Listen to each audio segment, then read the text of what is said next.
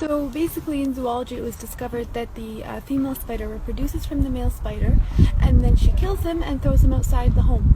And then when the kids grow, they also kill the mom spider and they throw her outside the home. Technically it was discovered that the spider's home is the most bizarre home. It's the worst home ever built. And it was described in the Quran in one verse.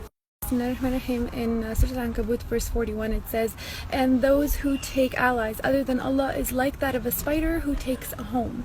And indeed the weakest of homes is the home of the spider, if only they knew," is how the verse ended.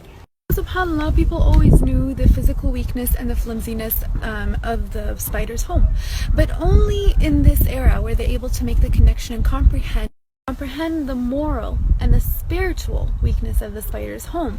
Hence why at the end of that verse it says, "if only they knew."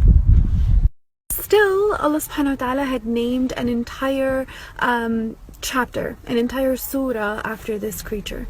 Spoke about the actual spider in one verse. The rest of the surah was about fitan, sins and temptations. Literally, the second verse in Surah Al-Ankabut says, Bismillahirrahmanirrahim, "And do people think they're going to say we believe, but they're not going to be tempted or tested or tried?" Technically, what's the connection between sins and temptations and the spider's home and the spider's web? Why was that connection made in the Quran? If we actually ponder into it a little bit, we'll realize that the connection and the battle and the intertwinement of fitan and temptations is figuratively, it's like the spider's home, the spider's web. Temptations are everywhere. There's a lot of them, and sometimes they're very intertwined and connected, where sometimes it becomes very difficult for the fitan or temptations to be individually distinguished.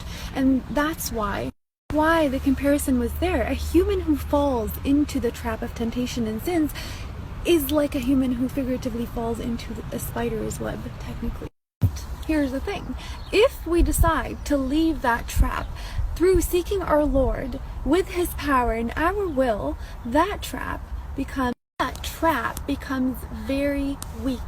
Just like the spider's web, it gets demolished with the touch of a finger.